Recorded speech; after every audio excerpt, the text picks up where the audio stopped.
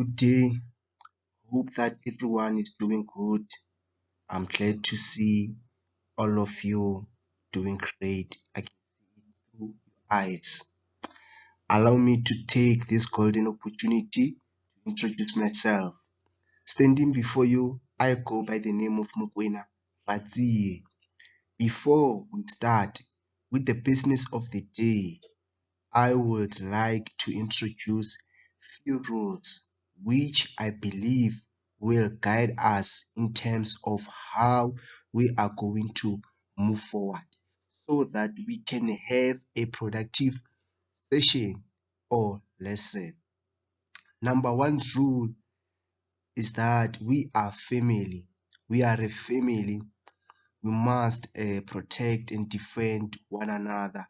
And one thing you must know about family is that family do not betray one another. So the intention behind this rule is to encourage teamwork. We must be able to work together as a team. Number two rule is that do not make noise. If ever you have a question or you want something, you want to address something, please raise up your hand. You will be given an opportunity to address whatever issue which you want to address. The intention behind this rule is to minimize or to reduce noise within the classroom. Our last rule, which is rule number 3, do not laugh at others. The reason why, and this is a very important rule which you must be able to consider and abide by, so that we encourage participation. The intention behind this rule is to encourage participation. Like for instance, if you laugh at someone while they're busy trying to participate in class and you laugh at them for getting the answer wrong, you are indirectly discouraging that particular person from participating. So please don't laugh while others are trying their best to participate in class. So our topic for today is culture and heritage tourism. Let's take a look at it, and I hope that we are going to have fun because this is a very interesting topic. So let's start. So in our topic for culture and heritage tourism, we are going to start by looking at the South African cultural uniqueness. So the South African cultural uniqueness can be defined as follows. It is a set of shared norms and values which establish a sense of identity for those who share them, typically applied at the level of nation or race. South African cultural uniqueness depends on the cultures that are dominant in those provinces. Like for instance, we know that in KZN, which is KwaZulu-Natal, the culture which is dominant in that province is the Zulu culture. Culture includes the way of life of a community, the social interaction between members, the way they celebrate their special occasions, how they build their homes, what language they speak, as well as their many traditions and customs.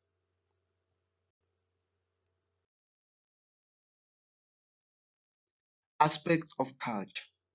We have a different aspect of culture, which is folklore, dress, cuisine, gumboot dancing, township kwaito art, traditional medicine and healing, Ndebele art, Zulu dancers in traditional clothing. So we are going to discuss each aspect of culture. Number one is folklore. Folklore is part of our intangible heritage. Folklore as an attraction can be experienced at museums, enacted battlefields, and monuments. For centuries, people protected their stories from loss by telling them over and over again. All societies tell stories to their children as forms of entertainment and education. Folklore is in a form of oral history or storytelling. The number two aspect which we are going to discuss is a dress. Dress forms part of cultural identity. The dress in Gauteng is a reflection of its diversity of all cultures. Like for instance, in Gauteng, you will see many people wearing different dresses. So through those dresses, you can be able to identify the type of culture they belong to. The different cultural attires have meaning for particular occasions. Most of the cultural traditional attire is worn during celebrations, like for instance, in weddings, initiation rituals, baptisms, and funerals. Each culture have their way, have their the dress which they wear for a particular occasion. So now we will take a look at South African heritage bodies. We'll start by defining a cultural heritage. Who wants to give it a try? What do they think of when they see cultural heritage? Okay, cultural heritage can be defined as all material collected and displayed by the museum and monuments. It includes a number of sites and monuments that have meaning for a section of people or cultural group, and that forms part of the heritage of that community. Aspects of cultural heritage: places, buildings, structures, and equipment of cultural significance, historical settlements, archaeological and paleontological sites, graves and cemeteries, folklore, traditional healing and sangomas, township talk, music and dance, chiefdoms and traditional healers. So now let's take a look at a national heritage site. What is a national heritage site?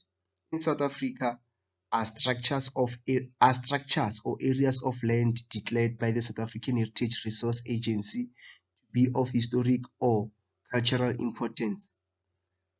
The South African Cultural Heritage Resource Agency is responsible for museums, heritage resources, geographical names, and libraries. It is a national administrative body responsible for the protection of South Africa's cultural heritage and records heritage resources of the national estate. What are the functions of South African Heritage Resource Agency? Number one, the protection of South Africa's heritage. They protect the heritage of South Africa, managing heritage resources as part of their planning process, promoting education and training to encourage public involvement in identifying heritage resources, identifying in identifying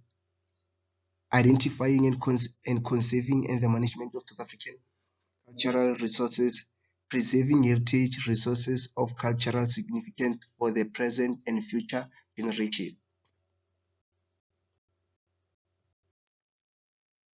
National heritage sites include sites such as Hector Peterson Memorial, Nelson Mandela House, Union Building, the Old House, Groot Constantia. Heritage sites that are protected by the South African bodies includes burial grounds and graves, shipwrecks, structures older than 60 years, meteorites. Now we are going to take a look at provincial heritage sites. Provincial Heritage Resource Agency. It is responsible for compiling and maintaining the heritage within the province. It also identifies places or sites that are of heritage significance and declares them as heritage sites. Provincial heritage agencies. Number one, we have Gauteng Provincial Heritage Resource, Northern Cape Heritage Resource Agency,